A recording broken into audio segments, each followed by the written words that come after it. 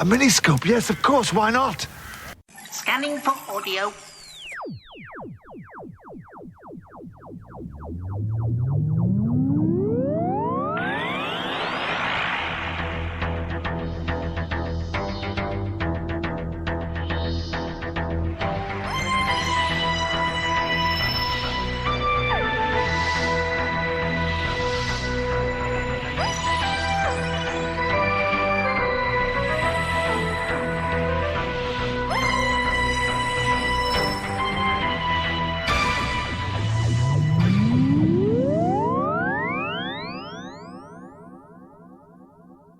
Welcome to a Tin Dog podcast, this time discussing the robots of Sherwood. Now, I've not heard anybody else's reviews, anybody's comments, anybody's thoughts, so the chances are I'm saying something that everybody else is going to disagree with. But I quite liked it. Mark Gatiss has had, well, it's seen as a hit and miss record, but in all fairness, it's more hit than miss. Victory of the Daleks was only ruined because of the lovely Daleks, and I'm sure with a little bit of moving around and a different script editor, things could have been very different. But as always, being English, we remember the bad things and not the good. He has almost consistently produced incredibly high standard work. And here, no exception. I like this. But I'm sure there are people out there who will genuinely dislike this. Mainly because, well, it's not as serious as some other things, but a serious Doctor Who story, well, let's think about that for a moment. There's not really such a thing, is there? Yes, there's a whole Androids of Tara feel to this. But you know what? Doctor Who's been repeating itself for years. And that's fine. Yes, the end with the arrow makes no sense. Or it would have made more sense if the gold had actually gone in through one of the, fuel ports, rather than just hitting the side of the ship. Similarly, that's more of a design choice, which might ruin the plot for some people, than anything that would be the control of the writer. Another thing that's a design choice that kind of doesn't work is the cross-shaped laser beams coming from the heads of the android robot things. Well, you see, look at the shape of the helmet they're already wearing, the Norman/Crusade bucket helmets. Now, a fairly standard design would be to make the cross-piece around the face slightly more cross-like and have the whole of the laser come through there and you never see their faces. The cross shape would have worked as an energy weapon coming directly from the face, rather than the bit that was the robot's head opening up to reveal another metal face underneath. I'm not quite sure, is that there, and I'm going to use the rabbit ears, natural face? You see, it's a tiny thing. But us old fans, be happy with just the mention of the miniscope. You can see the people at Radio Free Skaro getting ready to sample that bit and re-edit their miniscope little announcement thing at the beginning so that they've got new bits of miniscope. Hooray! It's all going to be alright. Just as I thought. A miniscope. Now this is outrageous. Who is responsible for this device? A miniscope, yes, of course, why not? I wonder if Mark Gatiss did that on purpose. Now, this is Robin Hood. Most of us are with the Doctor and have been with the Doctor all along by saying he doesn't exist. And that's absolutely fair enough, because that's the crux of the entire story. Because it could be argued that the Doctor doesn't exist, and that's indeed the entire purpose of the story if you want to look at it from an outsider's point of view.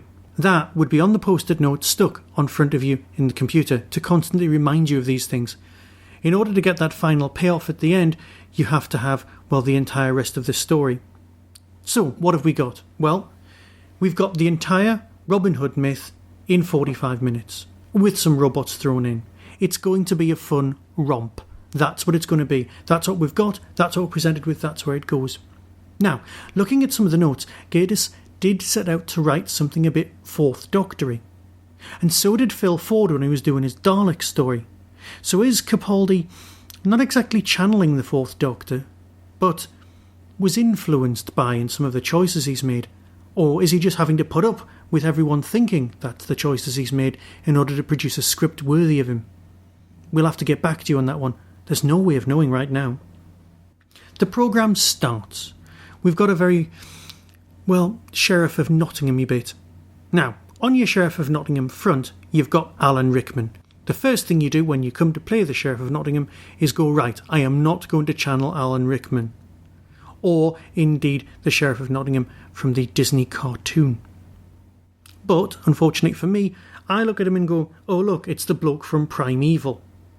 Now, for me, he won't be the incredibly good comedian from Armstrong and Miller, oh no. He won't even be the comedian who appears on the Infinite Monkey Cage on Radio 4 as someone who didn't quite finish their doctorate in physics.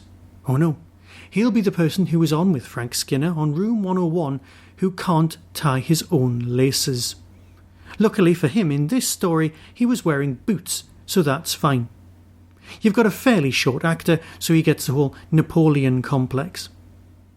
Now, when I got the BBC preview copy, there was a warning at the beginning that said, please do not reveal the nature of the Sheriff of Nottingham and Marion's identity. But now that we've all seen the episode, that's perfectly fine and I'm sure we can do that sort of thing. Except I'd read that first. I'd been avoiding spoilers left, right and centre, avoiding the internet and avoiding everything. But fair enough, this is something you have to read. So, it's a short man organising historical events in the background with a beard. For about 5 minutes, I was thinking, is he the master?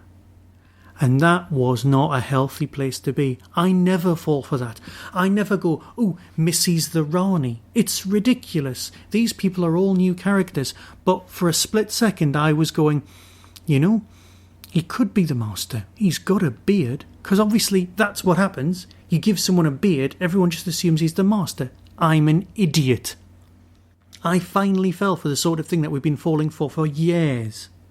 Somebody's cast who's a bit of a mystery. Oh, it's a surprise. Somebody's manipulating history. Yeah. Oh, and can I just ask a quick question about the motivation of the robots? They're on their way to the Promised Land, which I'm guessing is this week's replacement for the Missy scenes.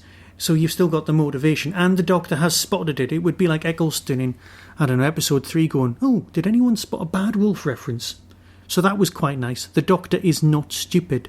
In fact, the Doctor is particularly well written here. He's not as dark, but he is, well, you know in The Incredibles, where the guy says, oh my god, you've got me monologuing? It's like that. He can spot the memes coming a mile off and going for it and take them out, and I can't believe after 400 and odd episodes I've finally used the word meme, and I'm so sorry. This podcast is a meme-free zone. I apologise from the bottom of any organ you care to mention.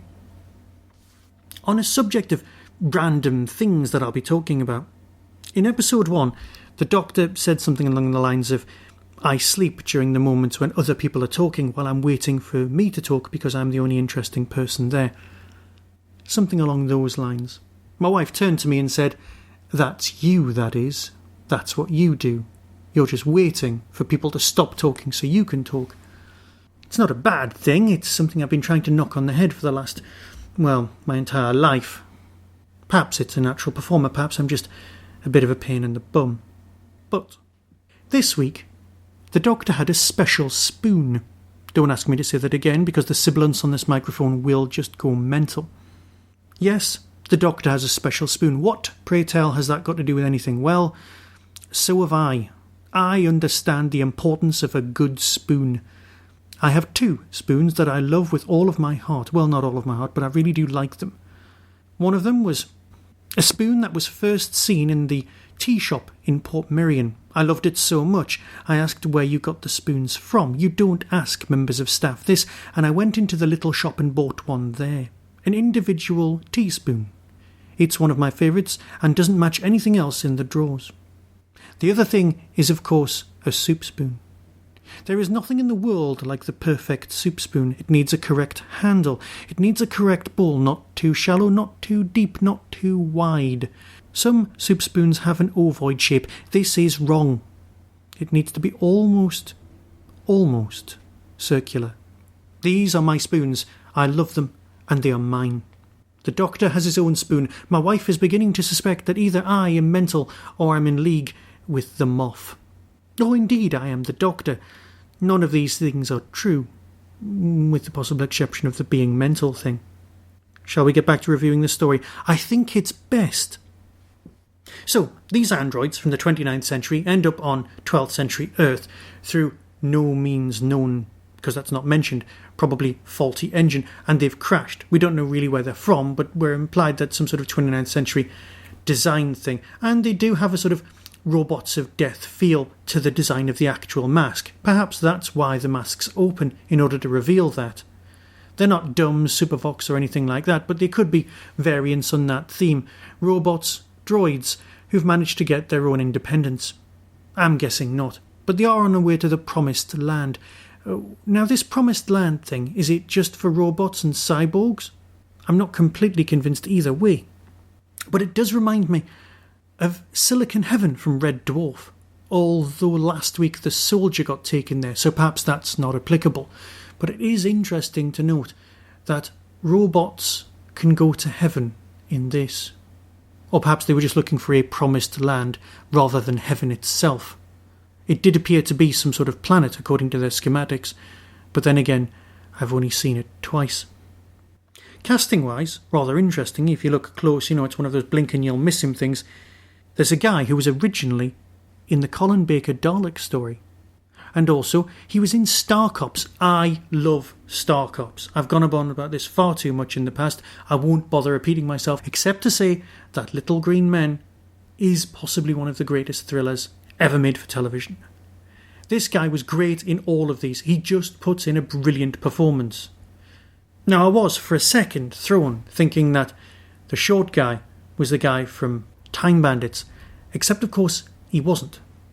He is in lots of Harry Potter films. I think he's in all of them. And he's also responsible for playing a Jawa, so he'll be able to do the many convention circuit. So that's good. And of course, Alan Adale was played by Mark Gatiss' husband.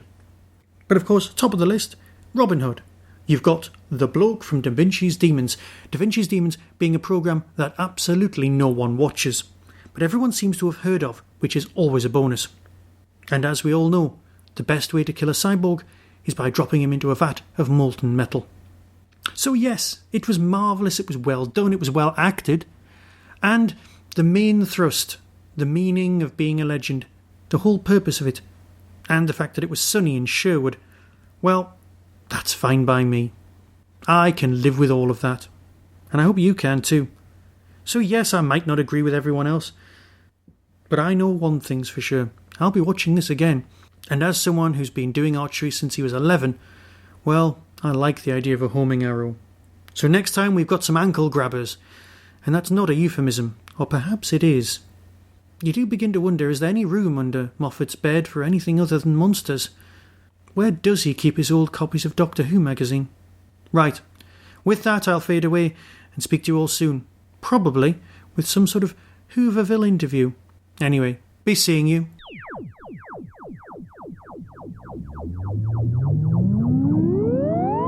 You've been listening to the Tin Dog Podcast. Doctor Who is the property of the BBC and no infringement is intended.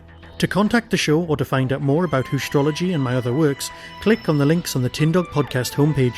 Why not follow Blue Box Messiah, all one word, on Twitter to keep up to date with tour dates of my forthcoming Doctor Who comedy play.